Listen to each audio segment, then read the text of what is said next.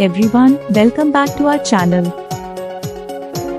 If you're a beginner on YouTube, you might be wondering what kind of equipment you need to create high quality videos. In today's video, we'll be talking about the best equipment for YouTube beginners. Let's get started. Camera. The first and most important piece of equipment you'll need is a camera. You don't need to have an expensive camera to create great content, but you should look for a camera with good image quality and stabilization. Some popular camera options for beginners include the Canon EOS M50, Sony a6000, and the Panasonic Lumix G7. Microphone. The second piece of equipment you'll need is a microphone. Good audio quality is just as important as good video quality, so make sure to invest in a decent microphone. Some popular microphone options for beginners include the Rode VideoMic Go, Blue Yeti, and the Samsung Go Mic. Lighting. The third piece of equipment you'll need is lighting.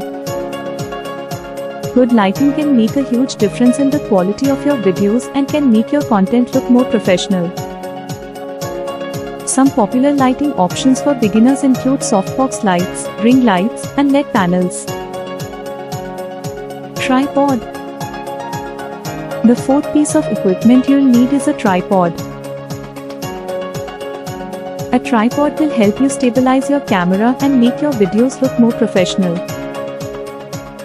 Some popular tripod options for beginners include the Amazon Basics 60-inch lightweight tripod and the Ravelli Up to 4 professional tripod. Video editing software. The final piece of equipment you'll need is video editing software. Once you've filmed your video, you'll need to edit it to make it look polished and professional. Some popular video editing software options for beginners include eMovie for Mac users, Adobe Premiere Elements, and Filmora.